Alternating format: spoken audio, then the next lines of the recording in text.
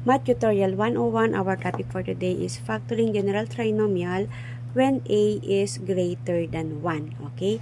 So, ang a po natin dito is the numerical coefficient of the first term. So, greater than 1 daw po. So, ang a natin dito ay 2. Okay? So, paano natin ito ipa-factor? Gagamitan po natin ito ng hide and seek method. Okay? So, sa hide and seek method, ang first step ay i-multiply po natin si A kay C. So, A, B, C. So, multiply natin yung A kay C. So, that is, yan, times natin yan. Kopyahin natin si B squared plus 5B. Kopyahin lang natin si B squared, si 5B, then, multiply natin yung 2 and 2. So, 2 times 2 is equal to 4. Okay?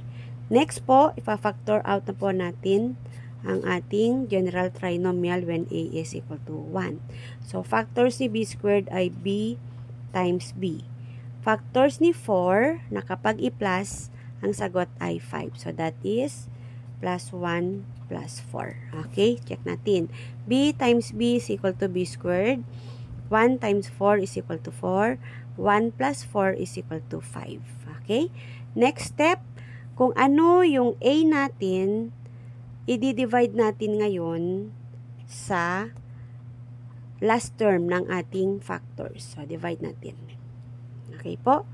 Kung ang sagot po, kapag dinivide natin, ay hindi whole number, i-multiply lang po natin yung denominator, yung 2 dito sa first term. Okay? Wag po nating i-divide kung ang sagot po ay hindi whole number. So, i-multiply lang po natin dito sa first term. So, 2 times b is equal to 2b. So, multiply po natin na. Then, just copy yung plus 1. Okay?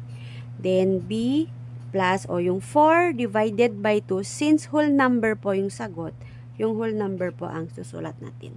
Okay po? O, check natin. 2b times b is equal to 2b squared. 1 times 2 is equal to 2. Check natin yung middle term. So, paano natin i-check yung middle term? So, outer 2b times 2 at saka yung inner 1 times b. Okay, multiply natin 2b times 2 is equal to 4b. Then, 1 times b is equal to b. Then, combine like terms, we're going to add 4b plus b is equal to 5b. So, yung middle term natin dapat ay 5b. 5b. So, tama po yung ating factor. Okay? So, the factor of 2b squared plus 5b plus 2 is equal to the quantity of 2b plus 1 times the quantity of b plus 2.